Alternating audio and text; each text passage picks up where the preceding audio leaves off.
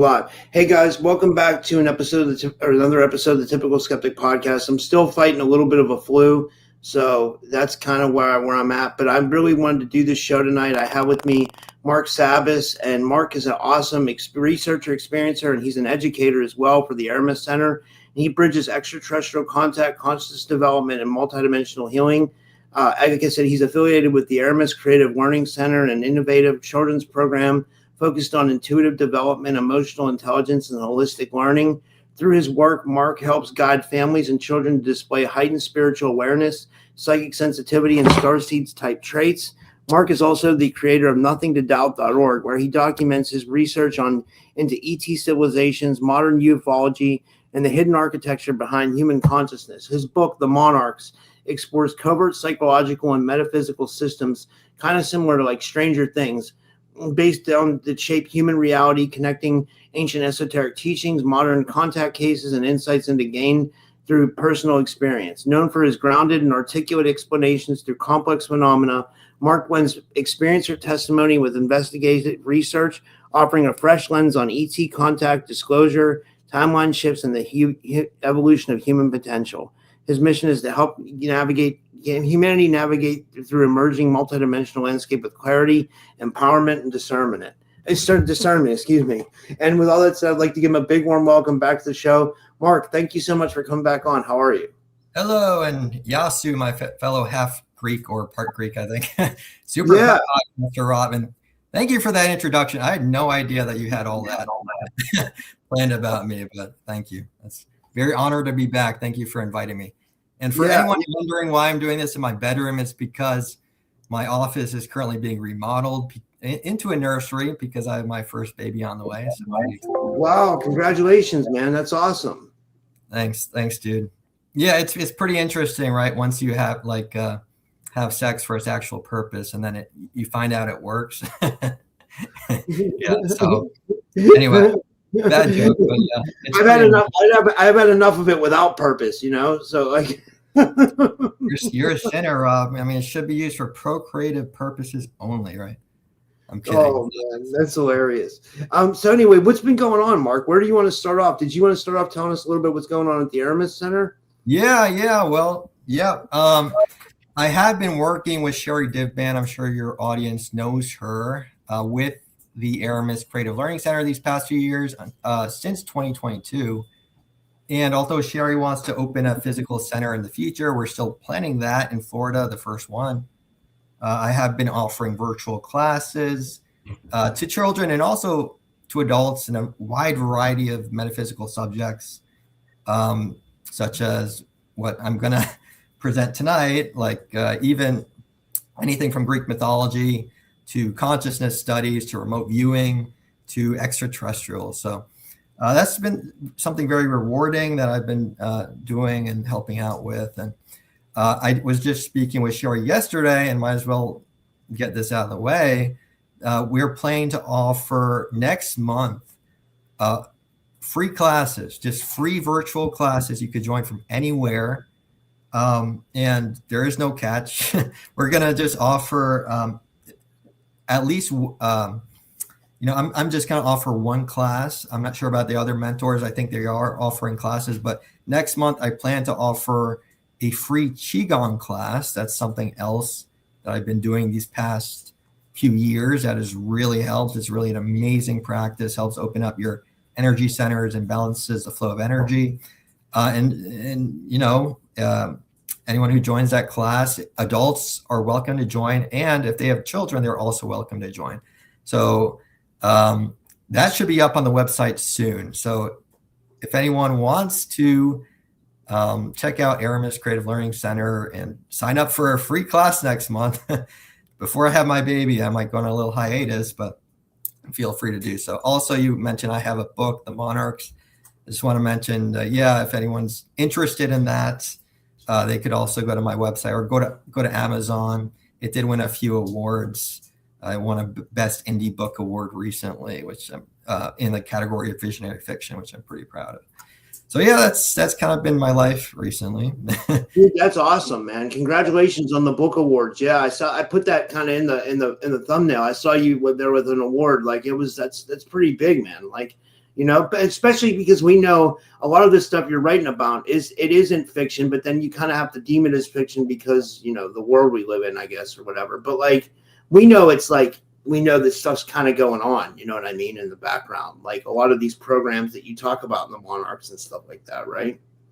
Yeah, that stuff is definitely real. We might get into some of that tonight.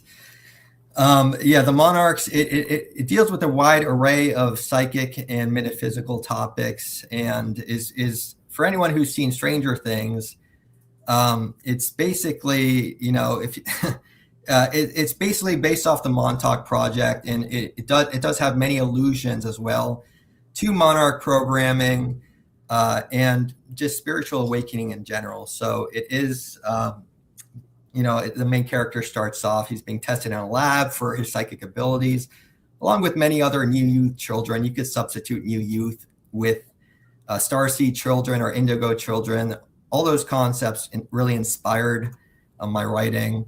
And it's really just an adventure from there. I mean, eventually he breaks out of the lab and he goes on a whole odyssey and quest for spiritual understanding and to harness his psychic abilities. But yeah, definitely allusions to, I'm sure your audience has heard of Monarch programming, MK Ultra. It's definitely truth and fiction. Let's just say that. Yeah. And another thing I wanted to ask you about that you kind of brought up earlier was that you're teaching Greek mythology classes. And I think that's awesome because I know you're part Greek and I'm part Greek. So, we kind of share that. And what I wanted to ask you was, do you believe there was truth in the Greek mythology? Do you feel like there was like a time where the gods kind of like once walked with men and you could even go back to Sumerian times, which is outside of the Greek folklore, but like, it seems like some of those gods took on Greek names, or maybe they were different entities. I don't know. I'd love to get your opinion on that as well. But do you think sorry, go ahead. For sure. No. Sorry to interrupt you. Yeah, for sure.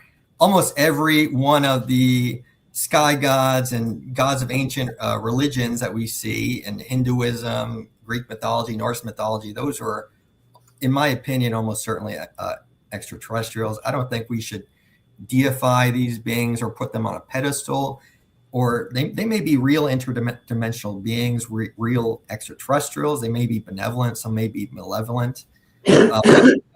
Just look at the way they acted in Greek mythology. Some were very petty. Zeus was an angry god. Many associate Zeus with Enlil in Poseidon with Enki, and Poseidon was also known to be the leader of Atlantis, which is also very interesting. So, and that kind of brings me, we could kind of just transition into this.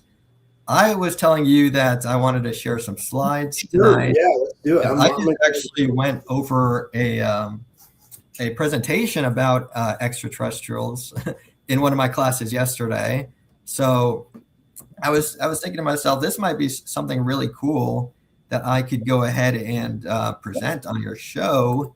And this is going to be, this is just a selection, just a kind of a sample. It's not all I've made so many slides for the Aramis Center over these past few years that I have so many of these cool slides, and I did want to share it with people. These are not all the slides, and I know your time is precious, Rob, so I probably won't go through all of them, or maybe I'll skip some of them that your audience probably already knows. But could you see my screen? Yeah. Yeah, so this is an example of one of the classes I teach for Aramis, extraterrestrials, UFOs, and galactic civilizations. But so this goes through, I specifically want to show your audience tonight sort of a deep dive into the history of ufology and the contact movement. Again, I probably won't go too deep because I don't want to take up too much time. But we could go ahead and I could start presenting on this stuff, and I think your audience will find it really cool, a lot of this stuff. And if you have any questions, or if anyone else has any questions, then go ahead. First of all, you can see my PowerPoint, right? Yeah, we can see it, yeah. Okay, sweet. Okay. So let's go ahead. I mean, the first thing and feel free to interrupt me at any time and ask any questions. first of all, this is just going to be a rundown, basically, of what I think of the whole history of ufology. But just to preface, we live in a large universe, our Milky Way. We have to humble ourselves, right? We're all fighting over this tiny little planet on the edge of the Milky Way galaxy. And we need to expand our consciousness to the fact that there are civilizations. I don't want to sound dogmatic, but there's so much evidence that there's trillions of planets, or actually hundreds of billions, I should say, of planets in our galaxy, and hundreds of billions of galaxies in the universe. People think that there's nothing else. Like it's equivalent to like ducks being in a small pond and thinking that's all there is, right? And we're not even getting into the interdimensional aspect. So I know there's people who think that the Earth is flat and there is no space. Fine, you can believe what you want, but to me, that's a big disservice to God's creation to think that this is the best that we could do and that's all there is. That's my opinion. So again, I'm going to go through these pretty quickly because I do have a bunch of slides. But if anyone who's watching wants to pause the video at any point and read more of the information on the slide, feel free. So we have, like you were saying, Rob, I think this goes well into what you were saying, virtually every indigenous culture and ancient culture, from the ancient Greeks to the Mesopotamians to the Aboriginal Australians, they've all had myths of visitations from ancient star people or gods from the heavens. And were these really gods? Like I was explaining earlier, probably not.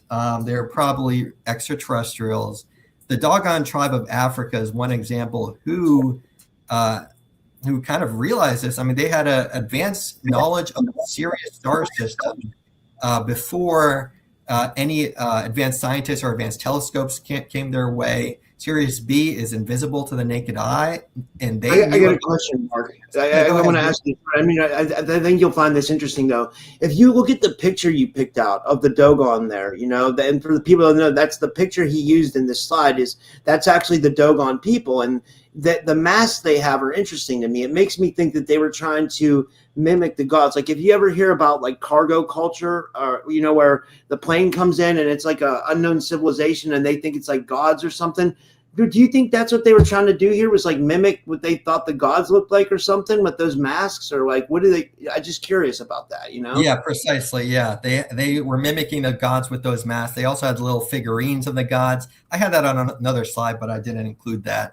But yes, precisely. They're trying to mimic their gods. In this case, they call it the Nomo or the Nomos. They were amphibious beings who came from an ark in the sky and gave them this knowledge. This is what is in their oral tradition. It's in their sand drawings, the exact orbits of Sirius A and B. And again, B is an invisible star. And they also talk about Sirius C, which is not yet even confirmed. It's rumored, but not confirmed yet by our mainstream science. But they do claim there's also a Sirius C. And of course, Sirius B, you hear about all these contactees who claim they have contacts from the Sirius star system. Sirius B is known apparently to be more of a water planet. And this would line up with what the Dogon is saying of these amphibious beings, these Nomo coming from an ark in the sky and giving them this knowledge. So yeah, feel free to interrupt me at any point. I'm just going to keep going. But you see all these UFOs in art, right? I mean, this is just another slide. I don't really have to talk much about this. It's pretty self-evident that in these ancient drawings, well, first of all, the one on the top is really ancient. That's from Australia, apparently in 5000 BC. You could see almost ET-looking beings. The rest are more around the Renaissance time, and you can see all these craft in the sky, UFOs. What do you think they were drawing? Of course, they were depicting UFOs, and a lot of this is religious iconography as well. And this goes into theories about Jesus Christ and his possible connection to other worlds, other planets. They were definitely monitoring this time on Earth. I think that's pretty obvious. So we have, we have the mummies. So if you can see my screen, we have alien mummies. How many people? I mean, lots of people here knew that, of course, but how many people talk about this? I mean, I think this should be talked about more. Just I shouldn't really be so like dogmatic and say they're alien mummies. Who knows? But they definitely look ETs. They have they were discovered these in Peru, near where the famous Nazca lines are, kind of like alien graffiti, and they have elongated skulls and three long fingers. You could see bottom right, they're the smaller beings. Top right, they're larger beings. So the right photos are of Peru. On the left, you could see Egyptian hieroglyphs of Akhenaten and Nefertiti, and they say that's their supposed offspring. But you could see even Akhenaten and Nefertiti, they had that elongated skull, according to depictions, and you could see very similar depictions in Egypt and in Peru of these beings with the elongated skulls. So was there a connection there? Probably. To be honest, I first heard about this possible connection through one of your guests. I think his name, he was a monk. Ryushin Malone. Ryushin Malone. So I kind of included that. Cool, right? Yeah, but yeah, that's really cool. And people say this is a hoax. There's nothing I've seen that indicates it's a hoax. No evidence I've seen to disprove it, because apparently the bone structures were completely intact. But yeah, I mean, who knows? We have to keep our minds open. I agree. Well said. So this is going to be a kind of a game with your audience. So it's called. I bet you those alien mummies go well with the kids from the Aramis Center, right? They probably love hearing that there's alien mummies, right? I mean, like that probably, Yeah, they love hearing about that stuff. Yeah. Then they dress up as an alien mummy for Halloween. They have the elongated skull and everything. It's cool. Yeah. But they're really interested in this stuff, and kids are the most open-minded about this. They don't have the same program belief structures that we do, that we need to completely just tear down, right? Because we've been fed a bunch of BS for our whole lives, and we're stuck in just this narrow band of frequency of, call it like perceptual bandwidth, whatever. We need to narrow that a little bit and realize we're living in a huge universe among many different dimensions. So this is kind of a game I play as well. It's called Where's the Pyramid, as I was saying. Of course, this is Egypt. Do you know where this is, Rob? That's the Mayan complex in Mexico, right? It is in Mexico. I visited here in 2018 with my wife, who's of Mexican origin. But this is not Mayan. It was actually inhabited by the Aztecs and called Teotihuacan, or birthplace of the gods, by the Aztecs. But it was not made by the Aztecs. This goes into sort of Graham Hancock territory, right? Where there are these ancient cultures who build these enormous pyramids, and even our tour guide was saying we barely know anything about the actual culture who built the pyramids, or it was before the Aztecs inherited it. What was it like going there, Mark? And like, isn't it crazy that there's pyramids all over the world? Like, there's Bosnian pyramids, there's Romanian pyramids, there's Chinese pyramids. I'm sure there's pyramids in Russia. I haven't seen those, but I mean, there's like pyramids all over the place, and it almost seems like they might be like focal points for energy, with the main one being obviously the Giza complex, in Egypt or whatever, But I mean, because those seem to be like the most grand pyramids, right? It seems, but maybe you have different information. What do you think? And what did you think of the Mayan complex? And like, what did you think of Chichen Itza? And I love that pyramid with the dragon, the dragon that goes down when the equinox hits, right? I did not visit Chichen Itza. I have friends who did. It's cool when you make a clapping sound. There's a bird-like sound that emanates from the pyramid, which is really cool. I think it's a marvel of architectural design. This is more near towards the center of Mexico. Again, the Mayans were more south Mexico and into Guatemala. This is more near the center, I think near Mexico City. It's not that far out from Mexico City. We have the Pyramid del Sol, Pyramid of the Sun, and Pyramid de la Luna, the Pyramid of the Moon. And the Pyramid of the Sun has the same base circumference as the Great Pyramid in Egypt. But yeah, there's pyramids all over the world, Bosnia, China, you name it. So we're going to continue playing this game. Oh, and also I wanted to say the road there, I think it's called the Valley of the Dead. It lines up perfectly with, I think, the rising of Sirius is what our tour guide was saying to us. So many people as well posited ET explanation. So you know where this is, Rob? Is that in Antarctica? Yeah, this is in Antarctica. Yeah. So these are real photos of supposed pyramids in Antarctica. And you can, unfortunately, mainstream science dismisses this as just natural formations. But just look at those angles. That does not seem natural to me. So there's a whole world hidden beneath the ice in Antarctica. And that's just waiting for us to be discovered. Maybe before a pole shift, there was a huge civilization. Many people think even the Atlantean civilization was in Antarctica. And then we have this. So this is, do you know where this is? Wait. This will come. That's on Mars. That's the face of Mars.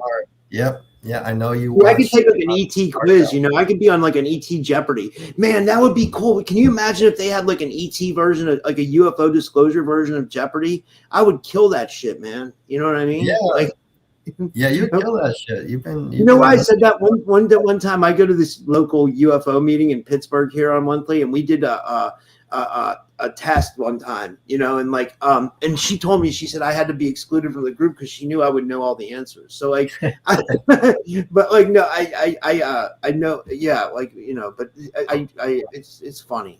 Well, you spend like 5 hours a day podcasting and listening to all this information. So yeah, you would know. It's kind of rhetorical. Like, of course, you would know about you can see the famous face on Mars in the middle, and the pyramid complex on the left. On the right is more recent. It's a real photo and what looks to be a pyramid in the background on Mars. So of course, and then we have the Disclosure Project whistleblower from NASA who claimed that she was hired by NASA to specifically edit out anomalies in photos that are artificial anomalies. She testified in Washington about this. So yeah, we have pyramids not only on Earth, but all over our solar system. I got a question, Mark. Now, Yep. I know you just went on Mars, so I got to ask you your opinion on this. Like, I know you're trying to show stuff we can prove, but like, what do you think about the idea that there could be possibly biospheres on Mars? Well, I do not know. According to secret space program witnesses who claim to have been on Mars, I think that's definitely real. Even, Haim Ashed said that the leader of Israel's space program for 30 years said that we have secret bases on Mars. Then there are, breathable environments on Mars, and there probably are ETs there right now who have bases there and do have biospheres there. I wouldn't be surprised. What was interesting is they said that like 3i Atlas did a stop by Mars. I was thinking maybe 3i Atlas was something sent by ETs to kind of terraform planets, send stuff like bacteria, frequencies, whatever planets need to do things because, like Mars got nuked supposedly years ago. So like maybe 3i Atlas was some kind of terraforming agent. I don't know. I have no clue what it was, to be honest with you. You know what I mean? I have no clue. But I'm just kind of thinking outside the box, Yeah. Joe McMoneagle did. I don't know about 3i Atlas. Truthfully, I'm not going to. I don't know. That's all I can say. Yeah. But Joe McMoneagle, the famous remote viewed Mars. You can find this on the CIA website. 1 million years in the past, and they saw this culture, and they were in war and they were getting destroyed. Same thing with, if you've seen the interview with Boriska, the Russian boy who remembered his past life as a pilot on Mars. And he also was saying that they had to leave Mars and get off Earth because of the war, and they destroyed Mars, basically. That would make so much sense. And he actually says, as well as Joe McMoneagle, that they had to come to Earth. And he said some other cool stuff as well, like there's a secret chamber under the Sphinx that's waiting to be discovered. All this cool stuff. That was an old interview with Carrie Cassidy. So I definitely believe there's an ancient civilization on Mars. I can't say about Threat Atlas personally. Yeah. One thing I wanted to bring up for everybody that's watching that's a UFO fan, and you might be interested, and you probably might already know this, Mark, but like, I guess there's a press conference tomorrow. Jason, one of my moderators in the chat, said it. He said, I guess it's going to be on the Virginia case. It's in DC. So it's a pretty big deal. It's another UFO hearing, which we don't seem to get a lot out of, but I am happy about the fact that they are being proactive in having them, because it's one step closer to disclosure. I hope. I don't know. I don't know. I'm kind of 50-50. Yeah, I would be happy if there was. I do have a good feeling about 2026. I do have a good feeling. I'm just going to say it. My wife had a dream back in 2023 where an ET visited her and said they would be coming in 2026. So I don't. And then she the other day she's like, I told you, like 2026 they're going to come, because I don't know. There's this rumor that ET disclosure is that I was talking with her about, that ET disclosure is coming this year. And there's this rumor I watched the other day where someone was contacted by someone from the Trump administration who is saying that apparently Trump has already written a speech about UFO disclosure. Regardless on your thoughts about Trump, love him or hate him, it would make sense that he would want to be the guy to disclose ETs. I'm not sure. I think we need to use discernment. I'm not sure about this guy who's claiming that. There might be some red flags there. But personally, I wouldn't be surprised if he becomes a disclosure president, just because he's hinted at it in the past. And I think it's pretty clear he would want to be that guy. So holding out hope for this year. Yeah. Yeah. I mean, I hope so. Yeah, feel free to interrupt me if you have any other questions about what we're just talking about. But I'm just going to continue going otherwise. But yeah, in the class, yeah, sure. I like doing a bunch of these crop circles. It's something that really interested me when I was young. So are they among us? We're going to go more into the modern contacts right now, but you can see all this amazing geometry in the crop circles, lots of sacred geometry. That's another class that I taught for Aramis, sacred geometry at one point. You can see the Merkaba. You could see the flower of life. It's everywhere here, and I don't think it's just a few men working overnight in a field that are doing this. I think there's definitely something. I have to absolutely agree, Mark. I think these are so elaborate that, like, I don't think anybody could even fathom doing this. Like, look at the one on the bottom with the ET and the whatever that is, that design that looks similar to like some kind of sacred geometry. It has like an ET head and it has a huge. I mean, like, who could possibly do that? You know what I mean? Like, especially overnight. You know what I mean? Yeah, that's a real crop circle. That's not fake. And that's with the ET head. Yeah, that's what I see too.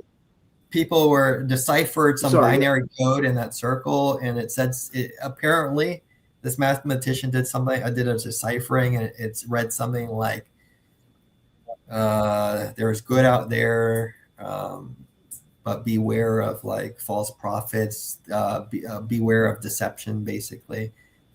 Something along those lines. You'd have to look it up. But these are amazing. I actually have even more photos of these. But yeah, there's those definitely. I think they're those are so raise your like amazing, right? Yeah.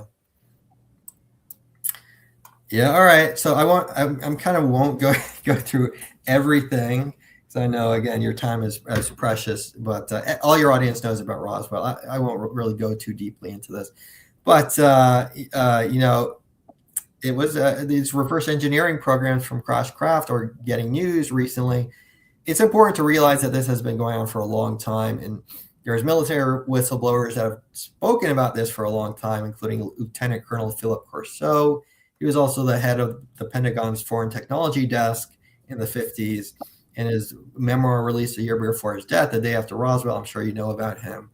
He claims he directly stewarded the recovery of ET technology from this crash. Of course, it was real and it was a cover-up. You could see the the newspapers there, their front page news afterwards. The intelligence office of the department group at Roswell Airfield announced that they recovered a flying saucer. Then they switched it the next day to a weather balloon. Give me a break. So of course, that stuff's been going on a long time. I did want to mention.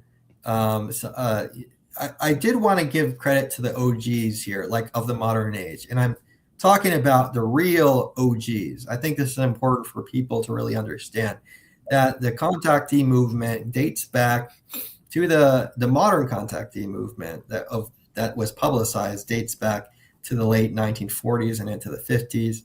It really began with George Adamski, and you see very similar themes among the 50s contacts. We're going to get into. It was largely spiritual messages from friendly space brothers and sisters. Adamski was a very spiritual man, and he would go out into the desert in search of contact. He would do what's commonly termed today as CE5 events back then with groups of people trying to initiate contact through consciousness.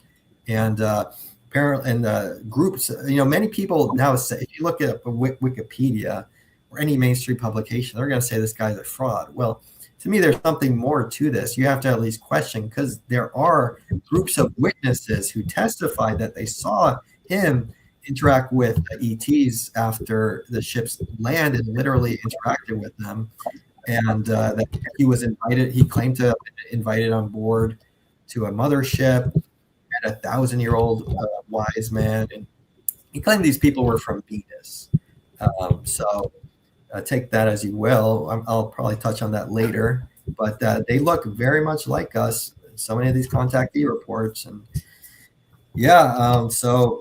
and that's a whole different story. But you can see as well, he had many photos. There's some photos of his craft way before Photoshop, of course.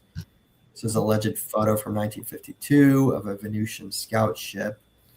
And these beings, they didn't evolve on Venus, apparently, but they do have bases underground Venus, is what he claims. We always have to use discernment, but also realize how much we don't know, right? So Buck Nelson as well, he was another 50s contactee, just a regular, humble farmer who claims that flying saucers started landing on his isolated farm in the early 1950s. And they took him for a trip to see Mars, the moon, and Venus. He spoke about meeting a giant space dog named Bo. That's one of his more outlandish claims. But he was another contactee, and he claimed way before this stuff was on the internet that there are advanced peaceful civilizations on Venus and colonies. Colonies on Venus, the Mars, and the moon. And the moon is a base for interplanetary travel. Something as well you hear with a lot of CE5 like contactees. He claimed they cured him of his back problems and his eyesight. He no longer needed glasses. And another very common theme of 50s contactees, they were very concerned about the use of atomic power. And they say, we wonder and wait and watch. Again, I say, give up your atomic weapons and may peace be on earth. They're wondering which way we will go. Well, that's for us to decide. And I think we're currently in the midst of that decision still. But he hosted an annual UFO conference as well at his convention. That's a clipping of it at his farm. Another person who hosted a big UFO convention in the 50s was George Van Tassel. I'm sure that your audience has probably heard of him. He's an author, inventor, and they were organizing these C5 events way back in the 50s, group meditations at Giant Rock in the Mojave Desert, California.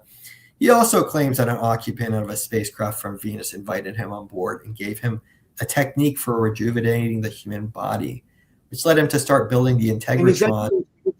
Yeah, go ahead. Yeah, we said that at the same time, James. That's funny. Is that what that is, Mark? Is that the Integratron?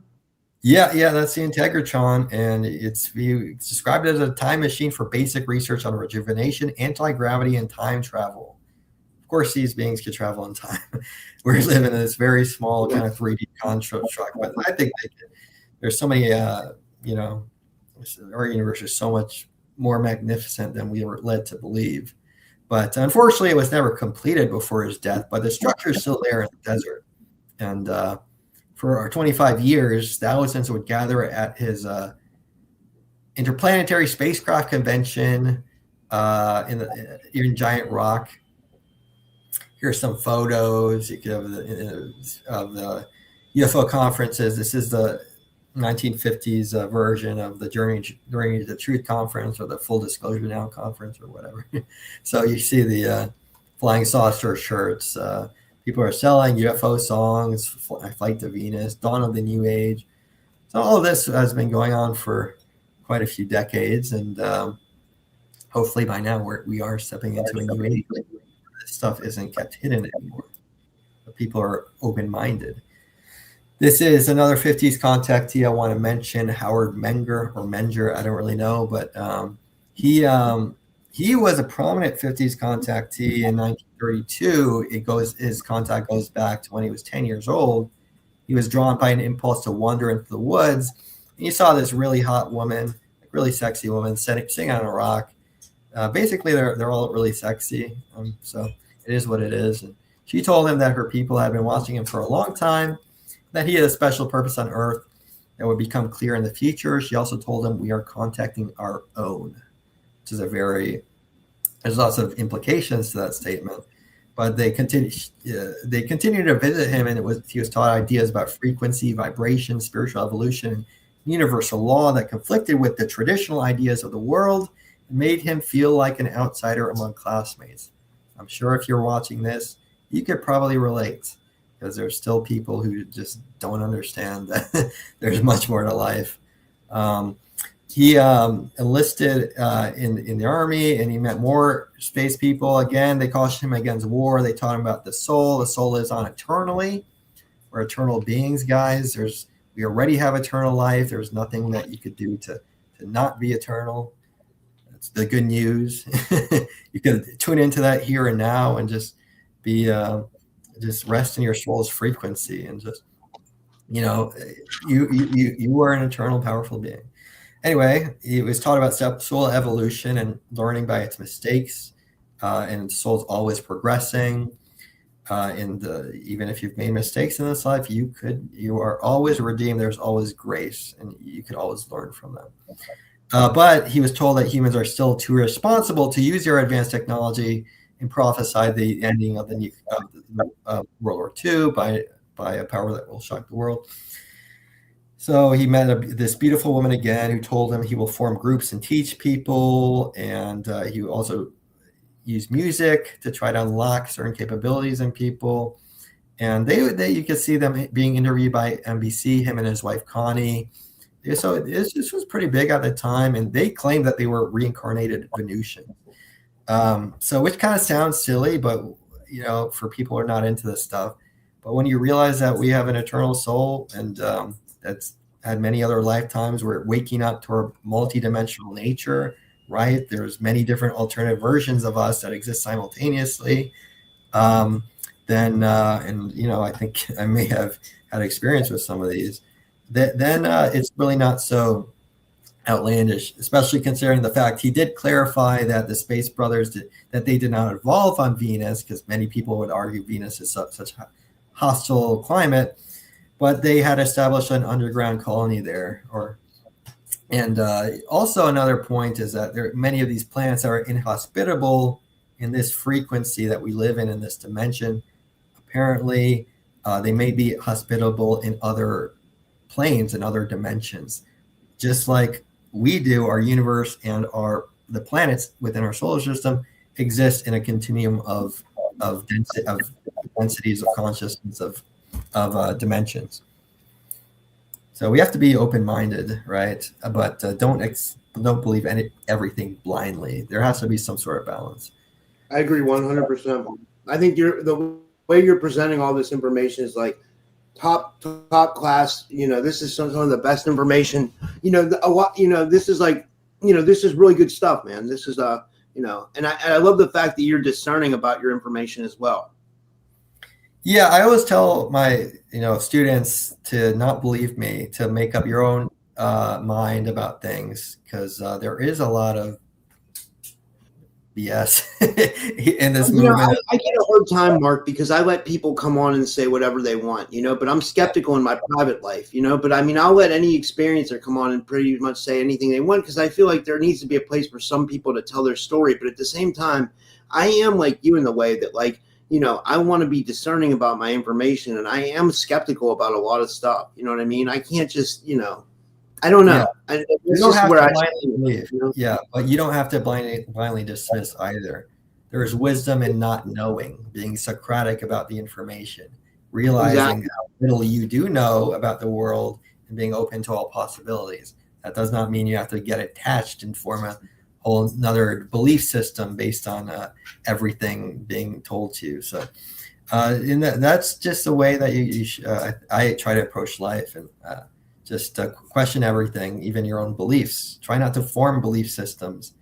Try to instead dismantle your old belief system. Just be from a place of just, you're not in the ego anymore. You're just, in the consciousness, in your greater consciousness that's just not really attached to anything. If I might explain that in an okay sense.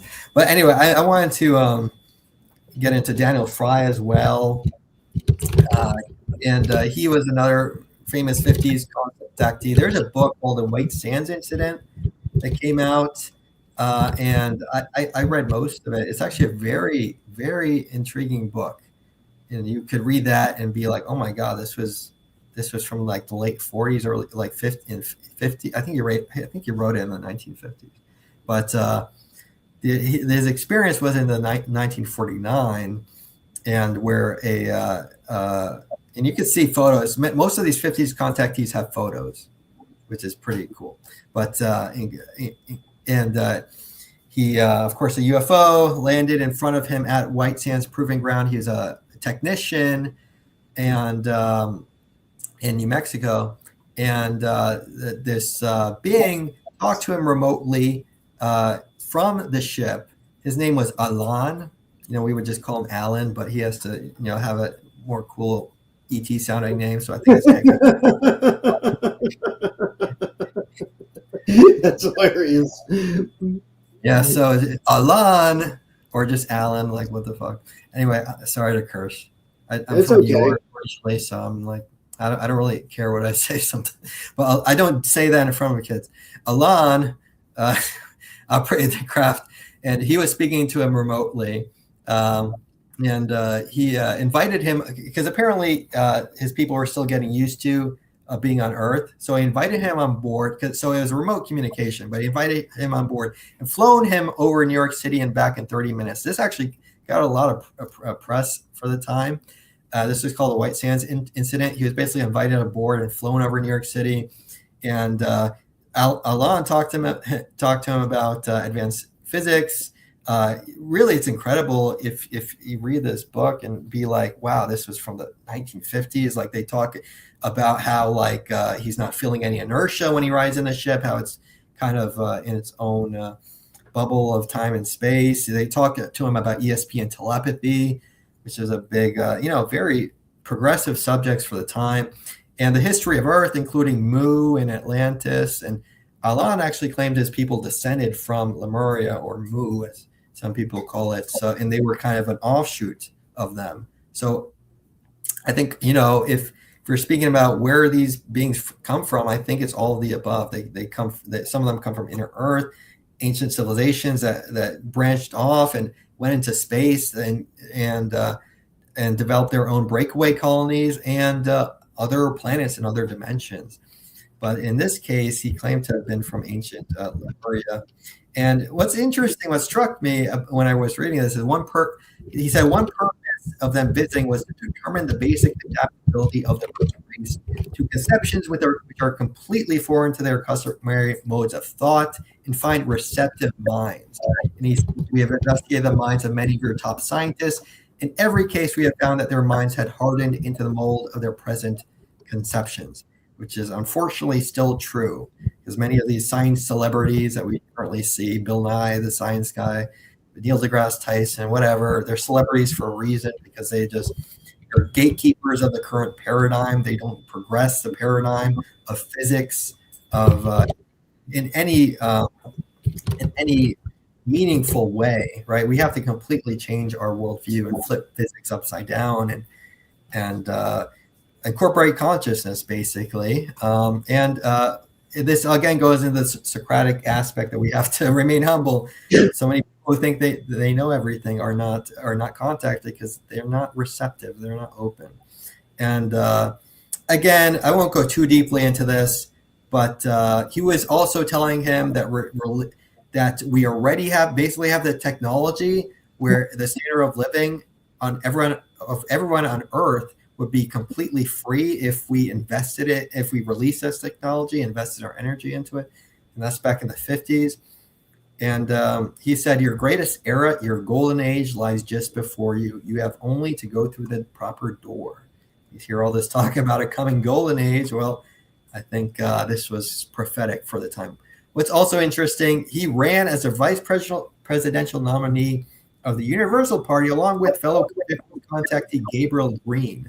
Gabriel Green is a guy in the newspaper clipping. They actually kind of look a little alike. But he said he was advised from people from Alpha Centauri. And he first ran in 1960 against JFK and Nixon. He was open about this. You could see in the newspaper clipping when he was running against Kennedy. He said his advisors were from the Alpha Centauri star system. He looked like people. So I thought that was pretty funny. It is cool, though.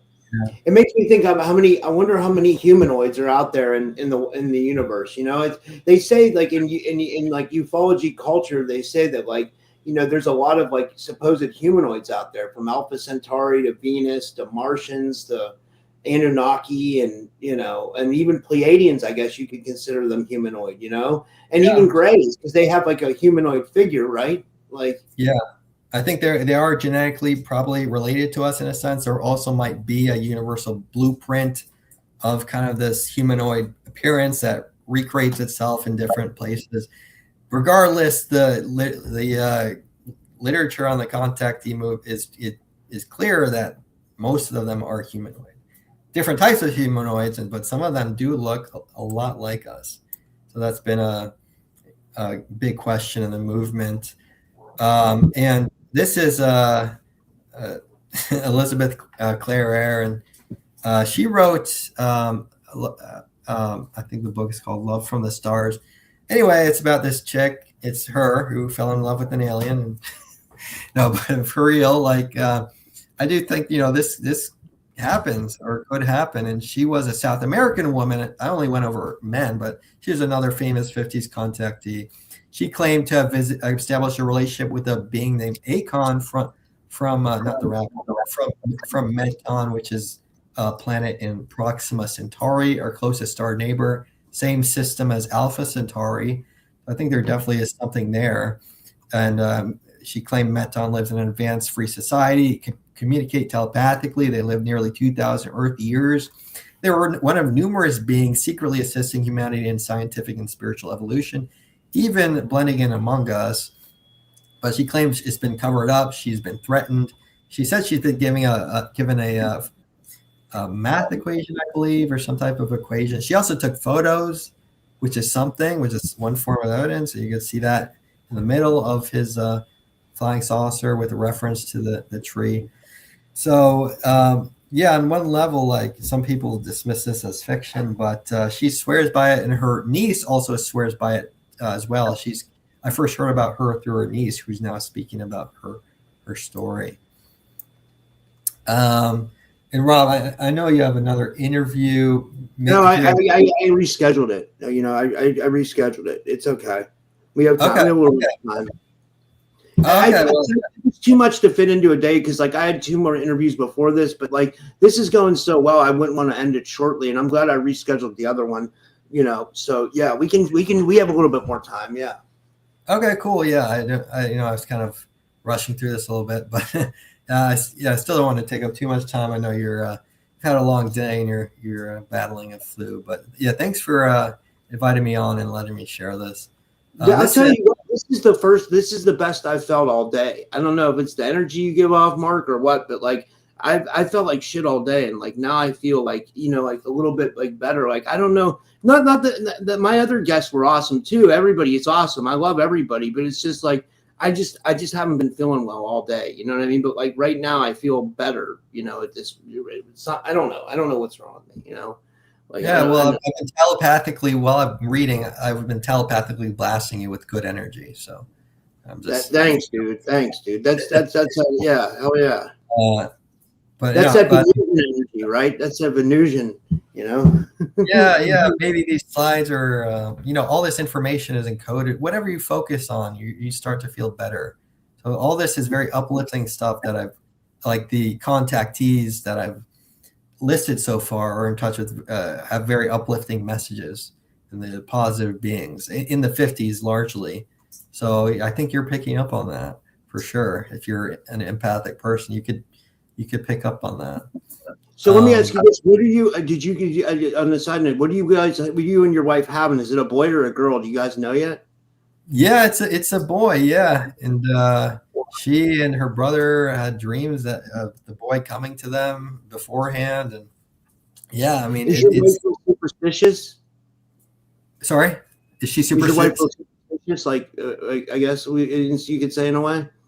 Yeah, well, she's Mexican descent, so yeah, she's and she'd be first to admit that people of Mexican culture, they're very superstitious and they believe in the supernatural.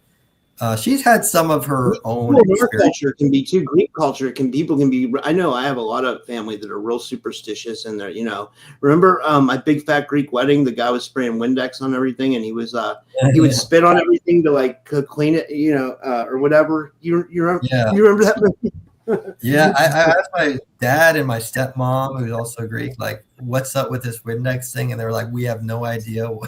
Like that's not a thing in Greece, but yeah, I did definitely not. Yeah, it is funny how he wants to like say that everything comes from Greek culture, and you know, because that is kind of like my dad growing up. My dad's kind of unique. He's Greek Jewish, you know. He's most people in Greece are Greek Orthodox, but he's a Romanoid Jew, which is not Ashkenazi, not Sephardic. He's a Romanoid Jew. You're like even more similar. Like I'm Lebanese Greek. Like I have like Middle East blood in me too. You know, like but my mom's part Italian too, so I have like a little bit of Italian in me too. Like, and I grew up with like a really Italian culture. You know what I mean? Where I'm from in Pittsburgh, like my family's like really like that old school Italian Greek. Like your typical like East Coast. Think about your typical like Philly, East Coast, New York person. You know what I mean? That's kind of like how I grew up, you know what I mean? Like if that makes sense. I mean, I grew up in Westchester County, New York, in an Italian family because my dad's family was mostly in Greece. So I would visit them in Greece, but my mom's from Calabria, Italy. So my dad's from Greece, from Athens. My mom's from southern Italy.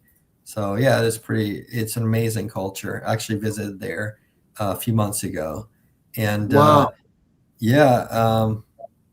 I was going to say, you know where I always wanted to go? I always wanted to go to the pass where supposedly the 300 Spartans held the pass against the Persians.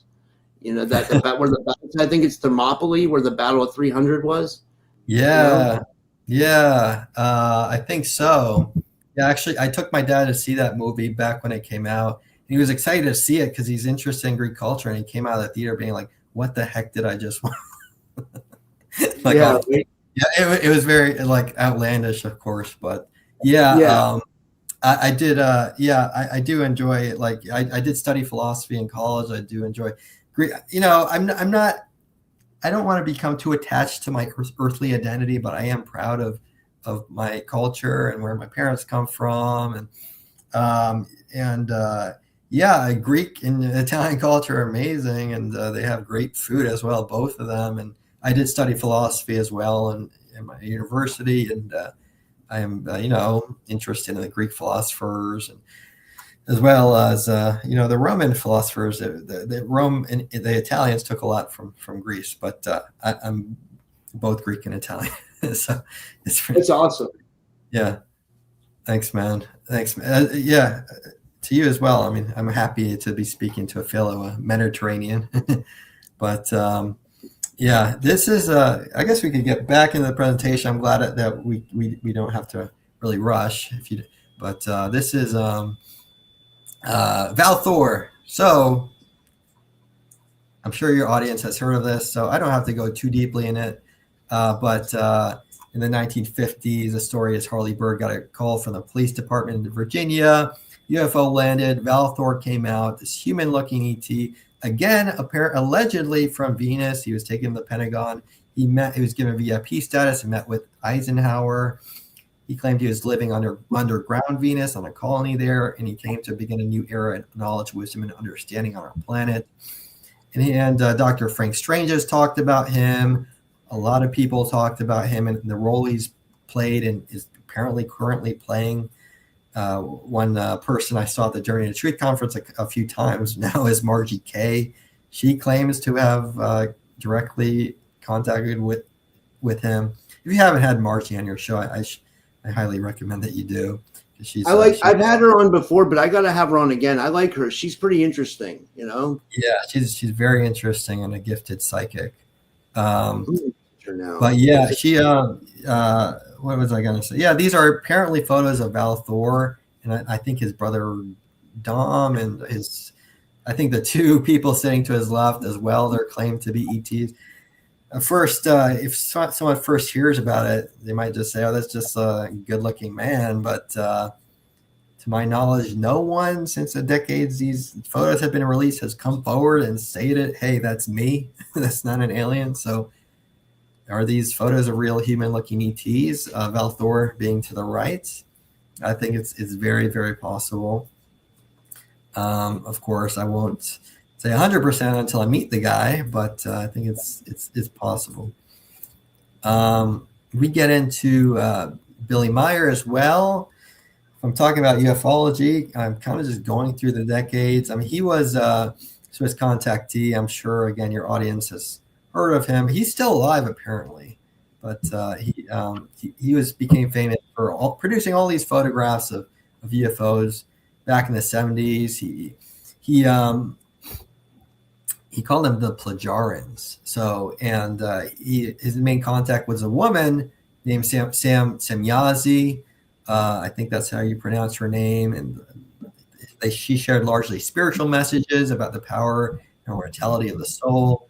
And he became famous for photos and videos of UFOs. There's many haters of Billy Meyer, but you know, you don't have to be perfect to be a real contactee. Maybe some people who are contactees get their egos overinflated and they start going down the wrong road. But to me, like these photos, they look, I don't see how you would recreate that. I mean, a couple of things to point out, guys. But remember, this was, people laugh at Billy Meyer, but this Billy Meyer was before AI. So it was way before AI. I mean, unless AI has been with us and we haven't been told about it, but like the photos seem real. And also, if you know this case about Billy Meyer, he had one arm. So, how is some man with one arm going to fake all these photos unless he got his family involved? But another thing about this man is he was a very humble, farmer from Europe somewhere. And he wouldn't have had access to any technology to, manipulate photos to the best of my knowledge. You know what I mean? So the fact that people say that he did that is to me, it's well, how could he have? You know what I mean? Would you agree with that, Mark, or what do you think? I would agree, just because I've seen interviews with I think he's still alive, but he mainly, the person who speaks to the press, I believe is this woman. Don't quote me on this, but it might be Britt Elder, something along those lines. And she was a journalist who set out to investigate and disprove his claims, but she came away so convinced because apparently he showed a lot of evidence. He gave her metals, real metals that she tested in a laboratory, and they came away amazed because these metals were so anomalous that he couldn't have found them anywhere on Earth. So stuff like that. And again, all these photos. So I think there's lots of discrediting campaigns going on. You'd be foolish not to think that the CIA and all those agencies have run a discrediting campaign. I think he might have been a victim of a discrediting campaign, for sure.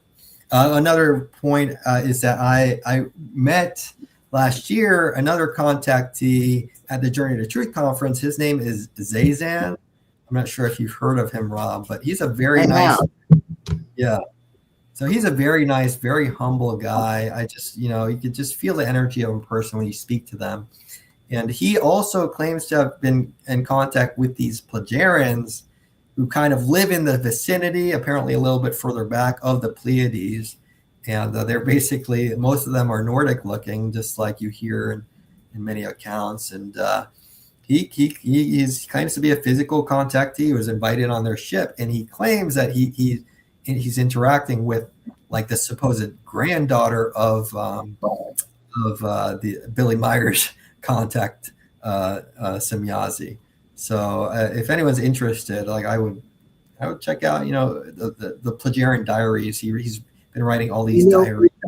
One other really interesting conspiracy theory is that Semyazi was actually, or Maria Orsic was actually Semyazi, like Maria Orsic from the Vril Society, who channeled the Aldebaran supposedly for the Nazis. Some people say that she was actually an iteration of Semyazi that time traveled or something like that. I don't know. Like someone told me that. Like it's way out there. It's really out there. I mean, I don't expect anyone to believe that, but like, someone told me that once, and I was like, well, it's it could be possible. I mean, I don't know. Their claims, Rob. I mean, what do I know? But John Charles Moyen, he claims, the French SSP insider, he claims that he met Maria Orsic while on his ship in the programs, that she's still out there. She may even be an ET. I forgot exactly what he claims, but the whole Maria Orsic thing, yeah, that's very fascinating. She was claiming that to have channeled, I think, UFO blueprints for the Nazis. The Nazis or the Germans, I mean, they were so into this stuff, and they had many secret societies, and they were very much into the occult. So who knows what they came in contact with, right? So, but I think Maria Orsic, I think in general, from what I feel she did have positive intentions, and they may have taken that and distorted it in their own way. But yeah, I'm not sure about if Semyazi is her, but but that's a good question. We could keep going. Again, I'm not going to go too deeply into this, but this is for the 60s. So the 50s, you see that common theme of like largely spiritual messages, concern about atomic power, photographs, people being literally invited on board. But for the 60s onward, you had the abduction phenomena really take off with the Betty and Barney Hill incident. And you could see Betty and Barney here. They were an interracial couple at the time, which is really unique. I think their granddaughter, I forgot her name. Her last name's Hill. It might be Jamil Hill. Her granddaughter, her name's Angela Hill. She's a UFC fighter. Yeah, she's a UFC fighter. Yeah, she was recently on Joe Rogan's podcast, which is pretty funny. They were what initially they really started the abduction phenomenon with their story. And to me, there's lots of evidence to this. I don't think they would make this up. They were each under hypnotherapy, and they recall the same exact story. They were given lie detector tests. They were called these kind of more gray-looking beings with large eyes, and they had their memories erased, which is a very common type of abductee type stuff. And Betty apparently had a conversation. Many people would assume it's malevolent, but Betty says, they weren't harmed. So who knows? But she says they were just tested, and she says she had a conversation with the leader of the group, who showed her a star map on the ship, and she later drew it under hypnosis. And what's so compelling is that later on, it ended up matching up with this very specific part of our galaxy that scientists found. So that's something to not scoff at. So this is actually, I do have a website, nothingtodoubt.org, which you mentioned at the beginning of the show. I used to write some articles there. I'm not really doing that so much anymore, but it kind of now doubles as my author website. But I did write an article on this, which became my most popular article on the website, and it is about John Mack investigating the. So this is another really common form of contact that many people claim is recess or playground sightings. Apparently it's a real phenomenon where there's many cases of these UFOs landing sort of on playgrounds and near schools. And this is probably the most compelling case in Rua, Zimbabwe. There were many sightings of lights earlier. And then in September 1944, 62 children from the village who went to the aerial school in Rua, they witnessed a silver spacecraft land and two strange beings come out during recess. And one of these beings, they came out and there's a humanoid looking being and started moving towards the children. And then the children who are brave enough moved towards the being. Some, started crying, but others moved towards the being. And they claimed to have received image after image of messages, telepathic messages, mostly having to do with Earth's environment, how we should take better care of it. And this was investigated by John Mack, Dr. John Mack, I'm sure you know him, the Pulitzer Prize winning department head of Harvard Medical School. He's probably one of the most famous child psychologists of his time, and he investigated them, and he came away saying there's no way that these children are lying. He interviewed like 50 of them independently, asked them to draw pictures, and as adults, they tracked them down recently, and many of them. And they did a documentary recently.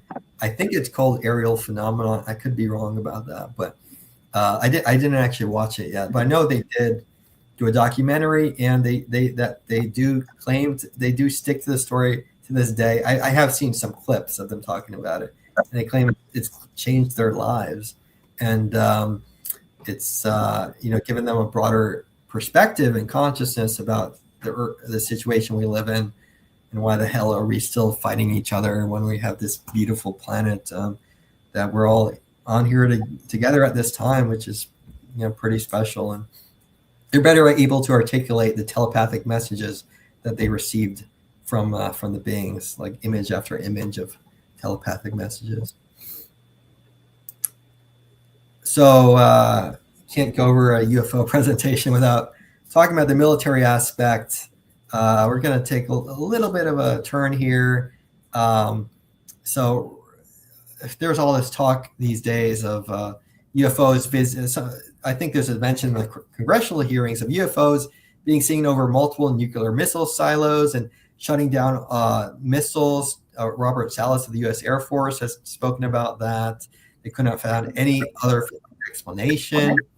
Many people think they're just projecting their own ideas, think that it was a hostile act, but I think Robert Sabbas was saying that they're sending a message that we shouldn't be using nuclear weapons, just echoing the messages since the 50s, basically.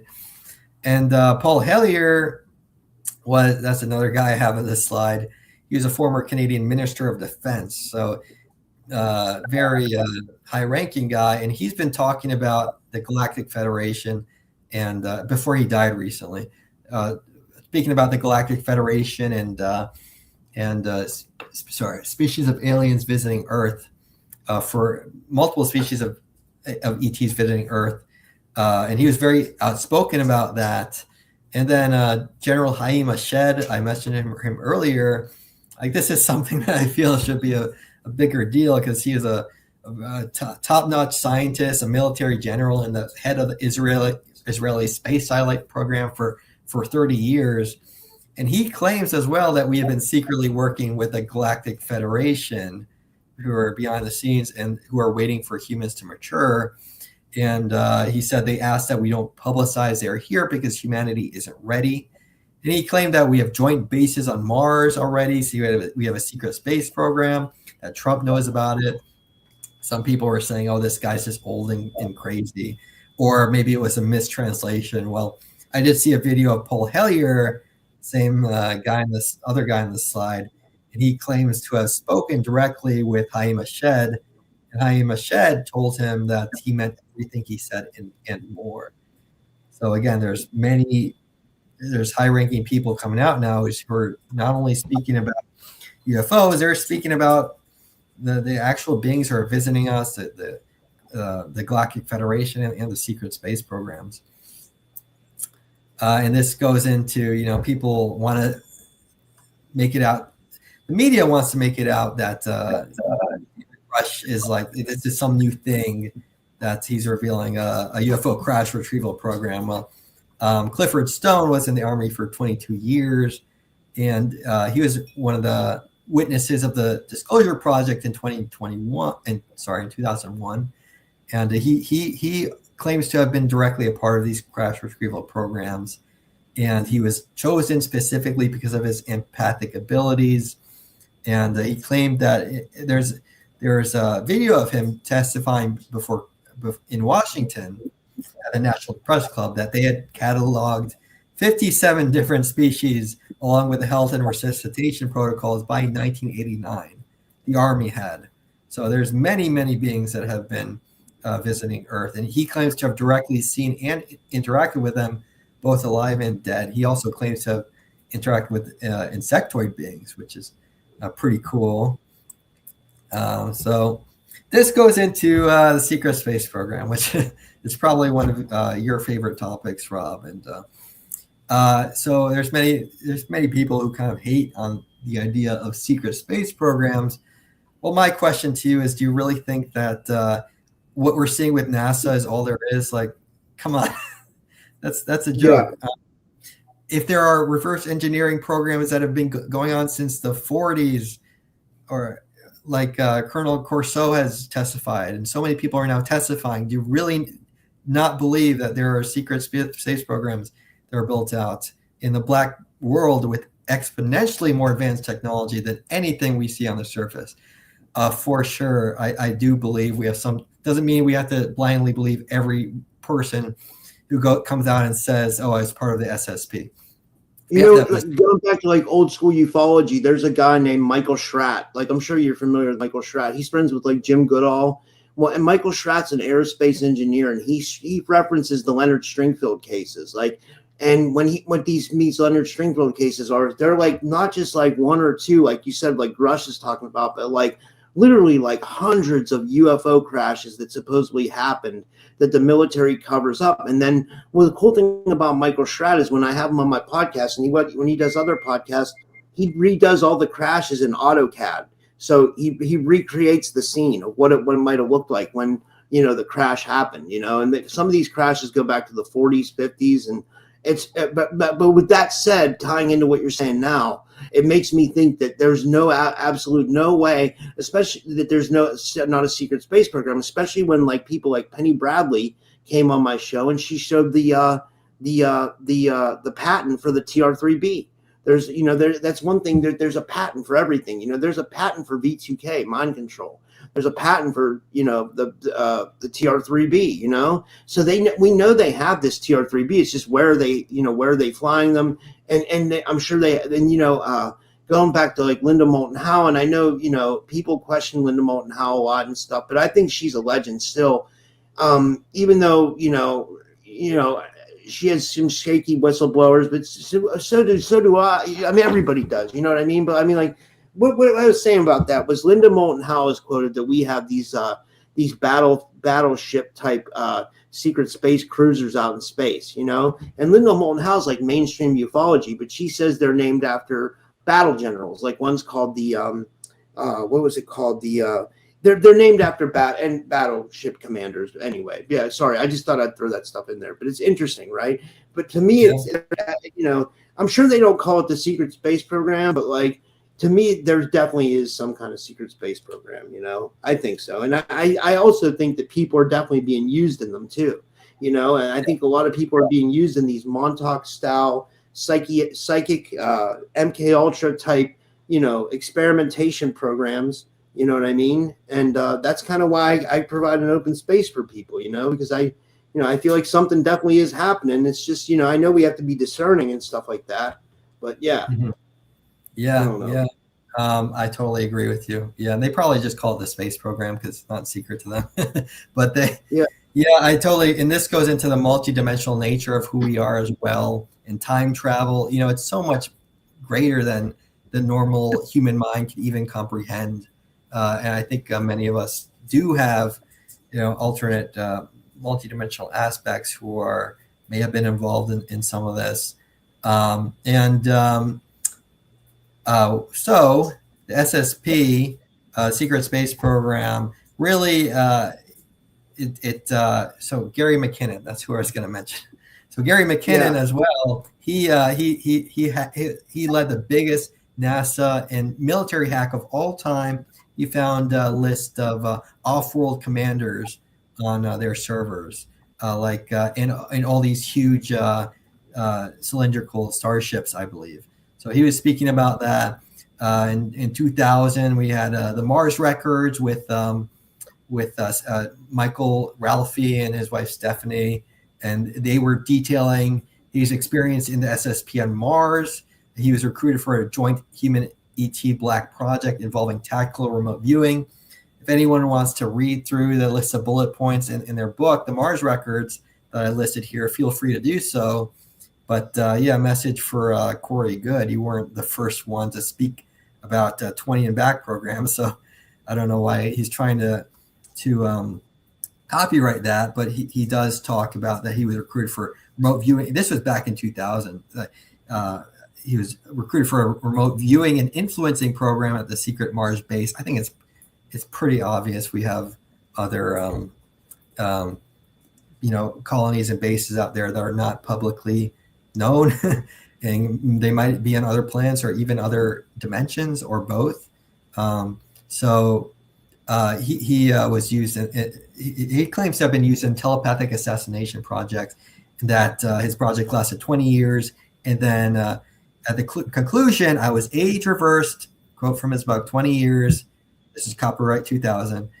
And sent back to Earth to complete my normal timeline. Memory blocks were placed into me to prevent memory recall. Implants were placed into me to block my metaphysical abilities and track my location and movement.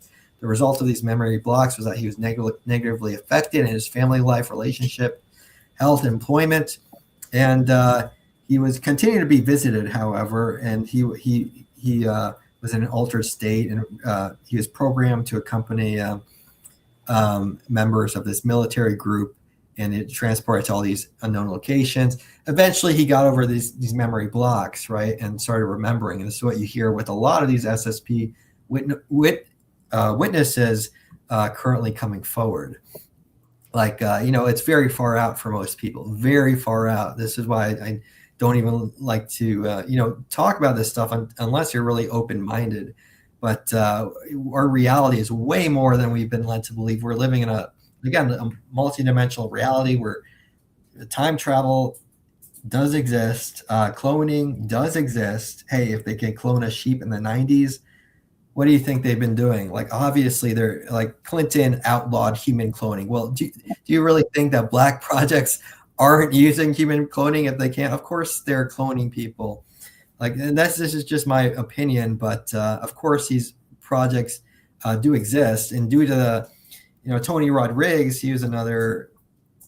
I used to be in his remote viewing group, but I read his book Series Colony Cavalier. That's a book I'd highly recommend. I mean, he talks about how these programs that are joint human ET programs, they could take you out of time and then put you back where you were, and that goes into why so many of us, or so many people who've been through these programs, they say that it feels like they're existing in alternate timelines, even that their soul may have been spliced up, and now it's sort of rehoming in a way. So this goes into a lot of these concepts that are very, very difficult for most people. Never heard of this stuff to understand, but I think it's just obvious that programs like this do exist. Now, the extent to which they exist, that's the only question. But I think it's fair to say that it's very likely we do have this technology if we've been working with ETs who have given us or helped us out with time travel technology and free energy technology, everything. So of course, this is another slide that I have, and I just want to. I'm kind of getting to the end of my presentation. I just want to say that we all have, the whole universe is connected through a field of consciousnness, right? So we're all connected, every single one of us, right? And if you've done a controlled remote viewing, if you've had psychic experiences, any sort of psychic experiences, telepathy, precognition, I write down my dreams every day, and if you meditate and get telepathic messages, if you've seen synchronicities, you would know everything is connected through consciousness, and we have the power to tap into any point in time and space. We have the power to tap into our multidimensional aspects, to meet with them.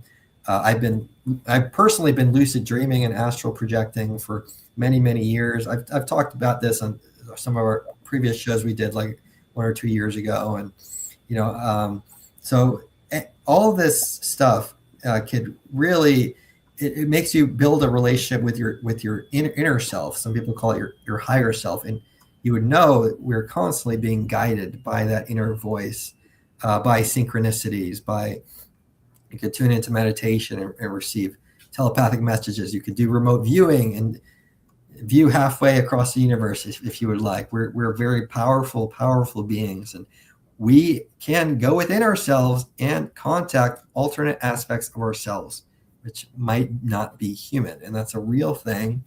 And we could contact interdimensional beings who I think are always around us and always contacting us, even telepathically. So everything is connected through consciousness. What I'm trying to say, you could contact beings if you engage seriously in meditation and other forms of raising your consciousness. And so that's what we're missing from these congressional hearings. Yeah, I agree. We want full disclosure, right? We want full disclosure. That's what it's a big, yeah. I wish we had full disclosure, honestly, Yeah, for sure. And full disclosure is within each and every individual. They can find it out for themselves.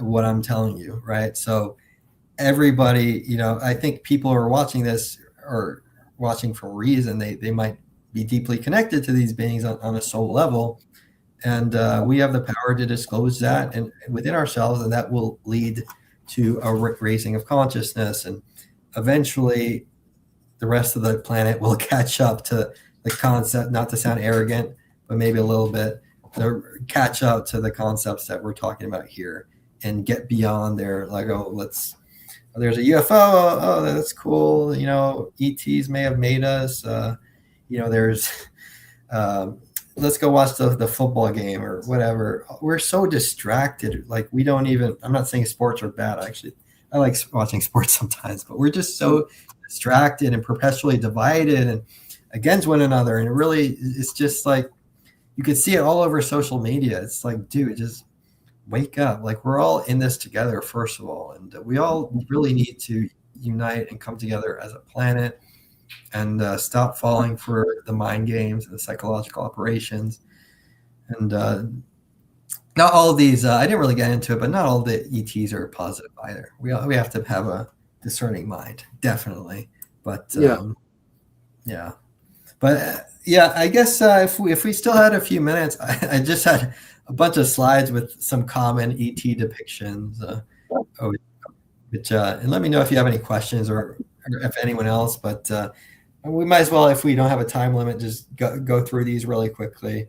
So these are photos from Vashta Narada. Mostly, I wanted to give her credit. Like, these are many people claim, like Alex Collier, Lily Nova. They have contacts with Andromedans, who are light blue who have light blue skin apparently, and of course they don't call themselves that.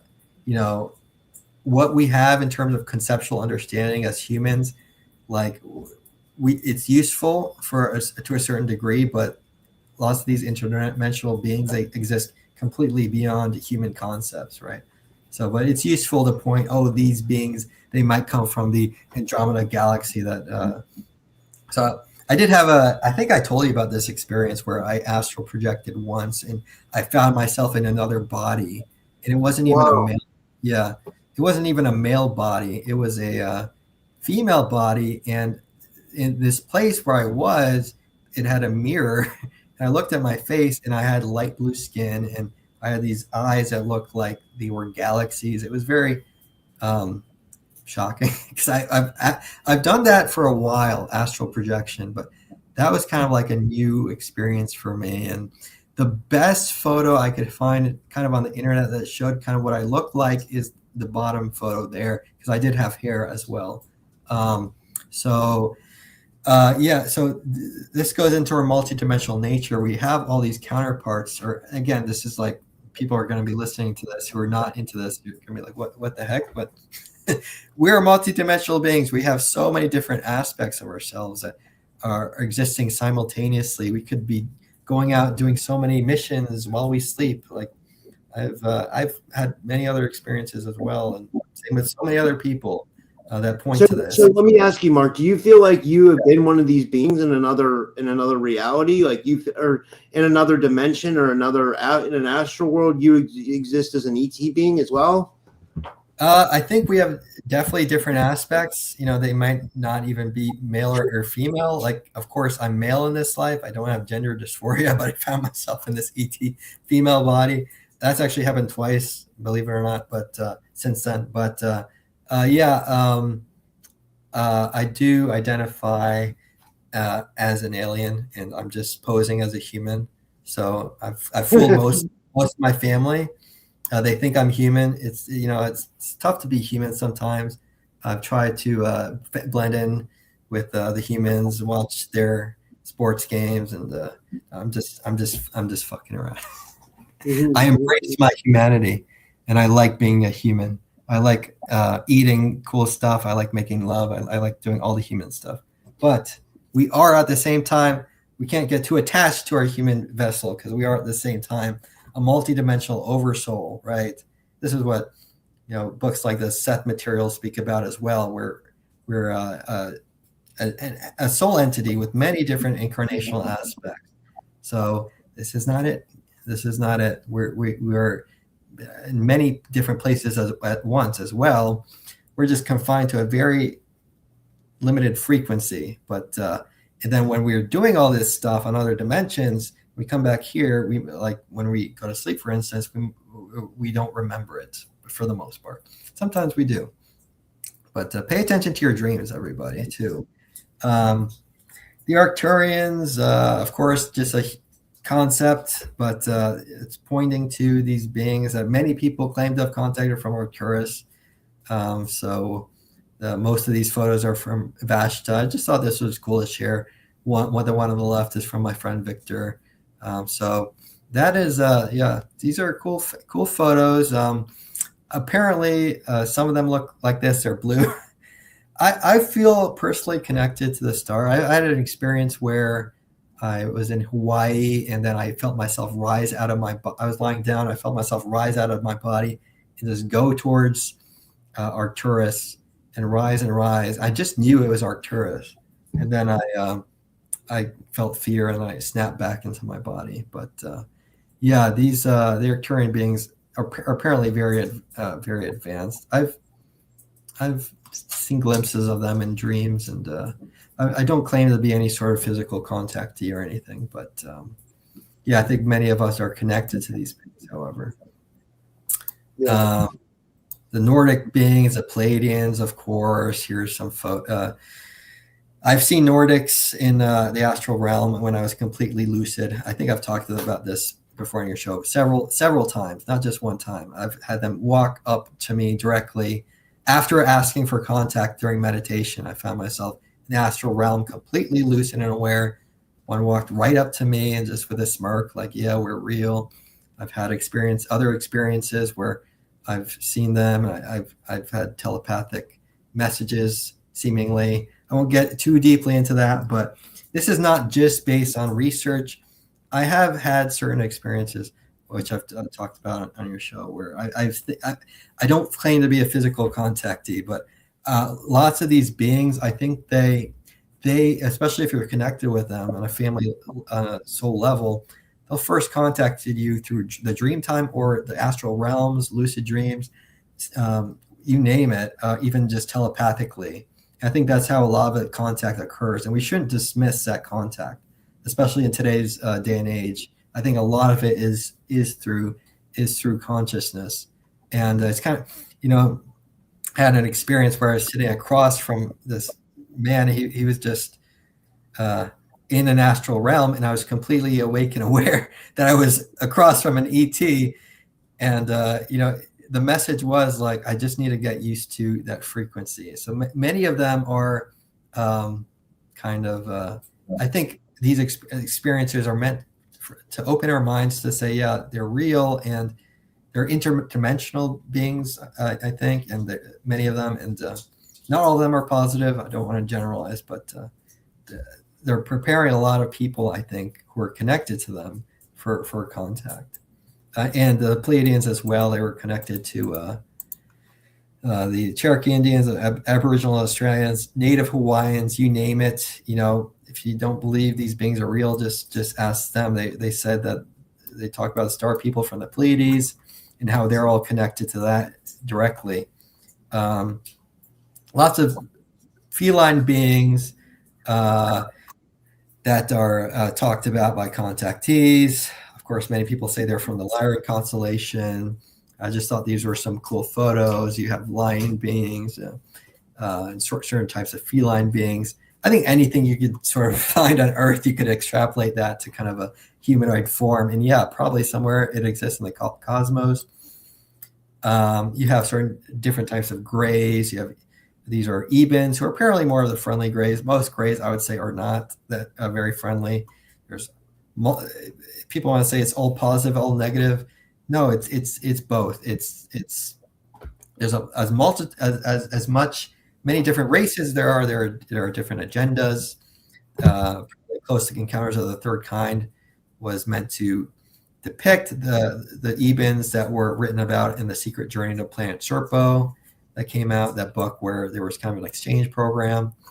This gets into the hybrid children aspect. I know people who claim to have been taken on craft and nurture their hybrid children. I think this is a concept that Dr. John Magg, again, the head of the Harvard Medical School, he was talking about this as a real thing from all the contactees that he's hypnotized and regressed back. Hybrids are real. The agendas, however, vary. Some of them might be negative, and some of them might be positive. There could be certain positive hybridization programs as well, where they're trying to upgrade our genetics in a positive sense as well. So we shouldn't generalize. Many people talk about the reptilians. Here's depictions of Martian reptilians who are apparently more positive. Randy Kramer and Rebecca Rose, two SSP insiders, they have come forward to talk about living with the Martian reptilians, who are apparently not as technologically advanced, but they just developed a new way of living after the Martian wars, and they're fierce psychics, and they're very spiritual people. So again, if you're new to this stuff, you might laugh at the concept of reptilian ETs, but there's so much testimony about this, and I do believe that you'll find whatever is on Earth, you'll find it out there. And we shouldn't generalize all reptilians as well, but there's definitely some that are not positive, apparently. The blue avians, Corey Good, of course, talked about these beings, these avian-looking beings. I had a QHHT session once where I felt like I did connect with one of these back in ancient Egypt. Who are the gods in ancient Egypt? The avian beings. So the Lyran being. I visited the Vatican recently. There were so many statues of Sekhmet, the lion being. Like, who were these gods?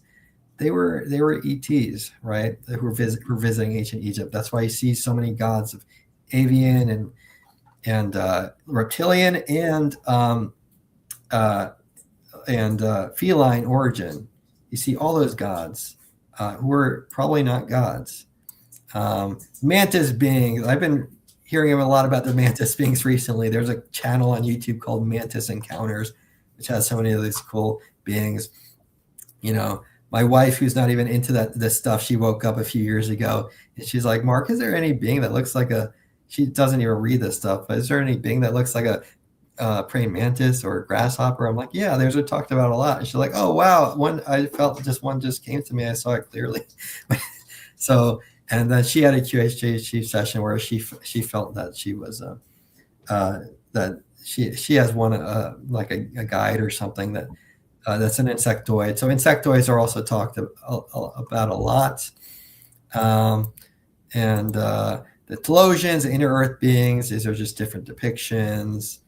And I'm not going to go too deeply. I don't want to keep you for too long, Rob. But of course, we have civilizations under the earth, in Telos, and under Mount Shasta. Apparently, they have very whitish hair, and they're descended from the Atlanteans and Lemuria. They went underground.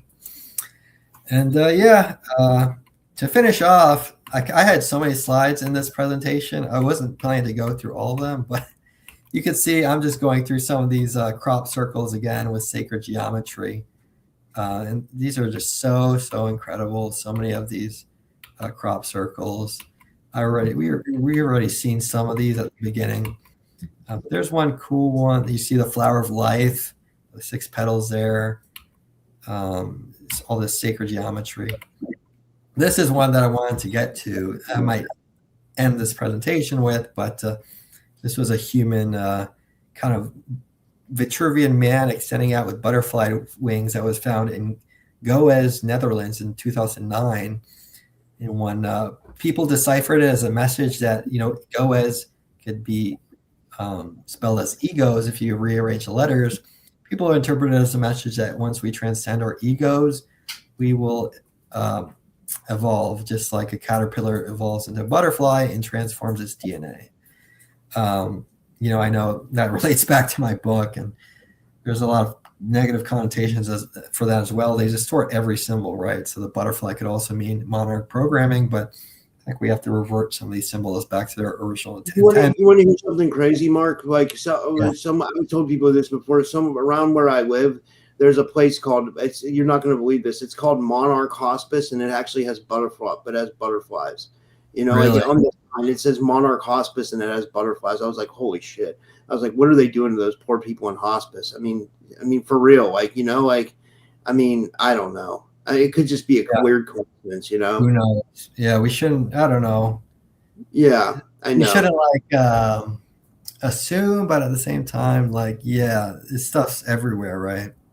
Yeah, and that's like so blatant. Like, why did they have to include the butterflies too? You know what I mean?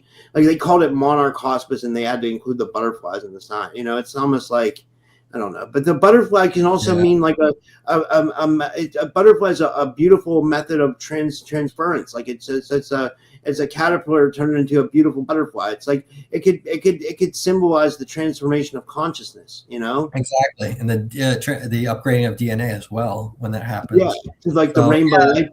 Like from all symbols have their original, I think, positive aspects and their inverted aspects. The same could be true for the phoenix.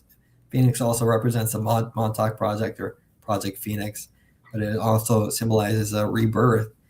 Lots of these symbols were used for the programs, unfortunately.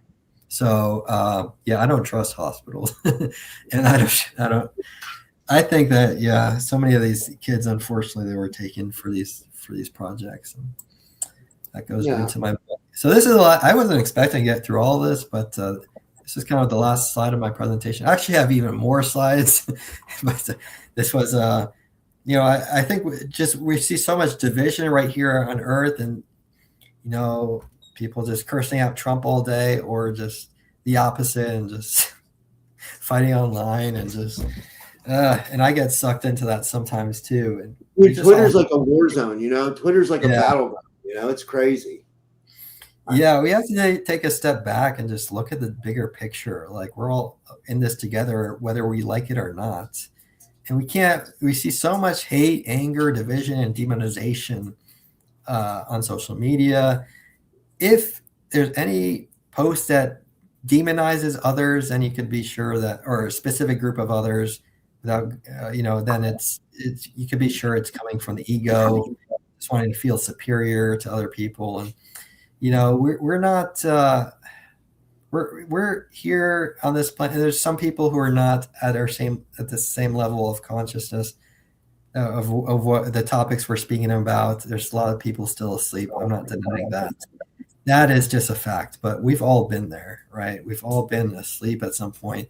And always give people the benefit of the doubt, the room to change, right? Because you can't trap people in time, and we can't judge people by their worst moments. We have to give people room to grow and evolve, and just be a little bit more loving and forgiving with each other. And we will evolve through these times together.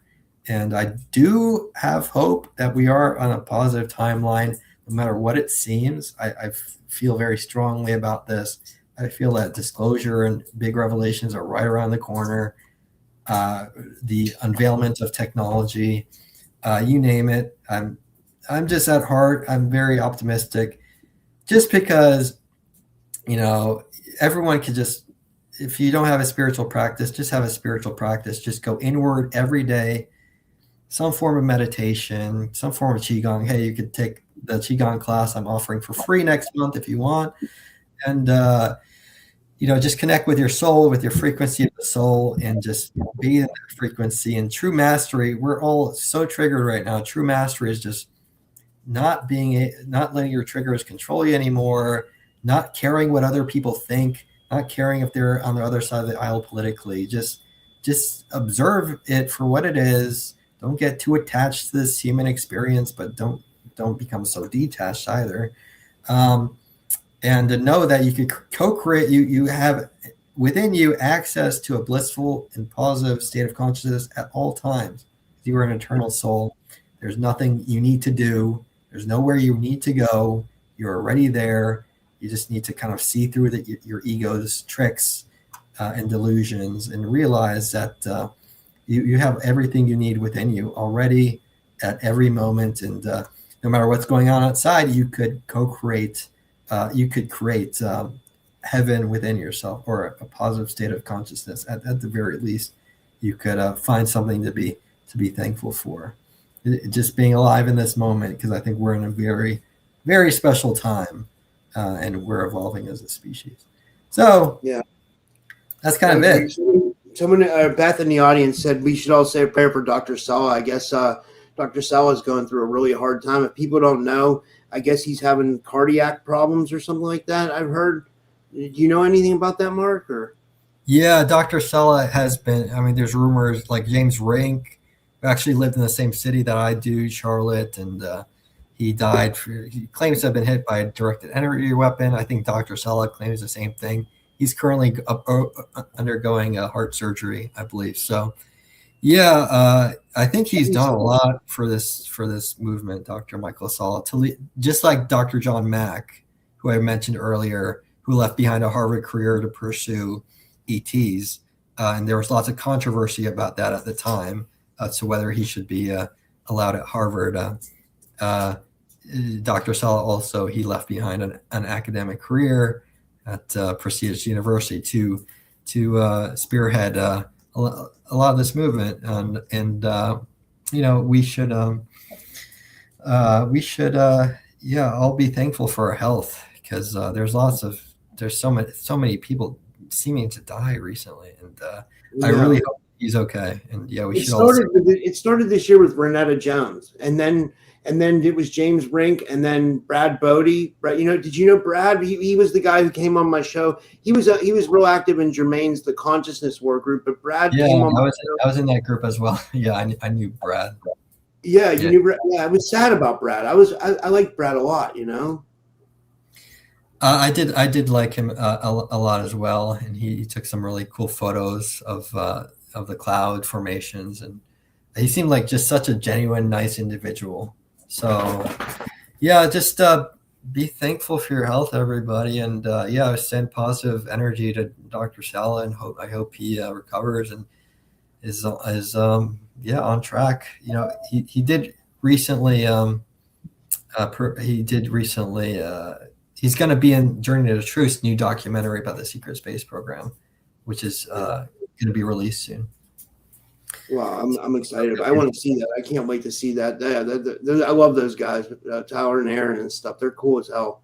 Yeah, they've always been really nice to me. And yeah, I hope they have a lot of success with this secret space program film, because it seems like they're really trying to bring out the truth of the secret space program. You know, and we need that.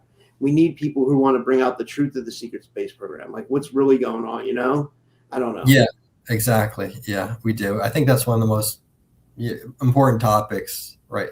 I don't, you know, of course they're gonna, it's secret for a reason. Yeah, but, it needs to keep things secret, that they're helping us our best interest, but it's absolutely not. It's the absolute opposite. You know, it's like, you know, and Corey Good just muddies the waters. I said that yesterday in my chat. By him like causing all this shit and all these problems, like it just muddies the waters, and it gives people like us a bad impression, because then people think we're loony. But that when someone presents information as clear and coherent as you just did, you know, you can see why there's UFO disclosure, and you can see why there's a contact phenomenon. You can see why there's a secret space program, and you can see also why there's multidimensional realities. So I think those 4 big topics you kind of just laid out perfectly in this presentation, Mark. You know. Thanks, Rob. I really appreciate it. Yeah, and yeah, I mean, you're not a typical skeptic, Rob, as much as I hate to admit, you're very open-minded, because most typical skeptics, at least that I think of, are very cynical. But yeah, I think that gives skepticism a bad name. I think the cynics give skepticism a bad name. I think real skeptic, you should be open-minded but questioning things. You know, and I think everybody should be skeptical, but cynical, I don't think anybody should be. You know, exactly. Yeah, I'm the same way. Like, I grew up more left brain. Like my dad's a physicist. I was very interested in science, but I had a spiritual awakening and realized that it all connects, right? Everything's connected, and we need to infuse the science community with for lack of a better word, consciousness and spirituality. And it's all connected. People need to realize that this stuff is real. And if you're here right now, then you're ahead of the curve. And once the truth is inevitably revealed, I do have faith in the truth, then people here are gonna be the way showers, I think. Yeah, I agree. Yeah, well, we've been going. I didn't realize we were going on for so long. But yeah, well, do you want to tell people where they can find you and all that stuff, and promote your book and anything else you want to promote, Mark? And in the Aramis Center, and yeah. Thanks, and thanks for everybody who actually listened to this, for listening to me ramble. But this is I have been working for the Aramis Creative Learning Center. You could go to aramiscreativelearning.com. Again, we're going to do free classes next month. I'm planning to offer a free Qigong class, no catch, in exactly 1 month, actually, on February 19th is going to be the plan. It might pop up soon on the website. If it's not there, then it might, Sherry might put it up soon. But yeah, and then I do have a book out, award-winning novel. It's truth and fiction, deals with the program, psychic abilities, just spiritual awakening in general. It's called The Monarchs. There's lots of connotations to that name, but and so I'm pretty. And then you could find me at my website at nothingtodoubt.org is my website. It kind of doubles that as an author site now. I created that back in 2015. Thoughts. It also has it has some articles and stuff. And if anyone wants to email me, they could just email me. Like, that's msabbas, MSABBAS 92@gmail.com. It's also on my website. So yeah, that's basically it. All right. Well, thanks a lot, Mark. It was really good seeing you again, and congratulations on the baby to you and your wife. And I'll be seeing everybody tomorrow. I have 3 shows tomorrow, guys, so I'll be back tomorrow. Hopefully I'm feeling better. Oh, is that your puppy? That's a cool puppy. Yeah, he's my dog. He's not a puppy. He's like He's over 10 years old at this point. Oh, that's adorable, though. Yeah, Yeah. that's cool. All right, well, thanks, guys. I'll see you guys tomorrow. 3 shows tomorrow. Hopefully, they all go through, and we'll see you guys tomorrow. And have a good night, everybody. I'm going to go watch the Indiana and Miami game now. I think it's going on. Yeah. So, all right, good night, everyone.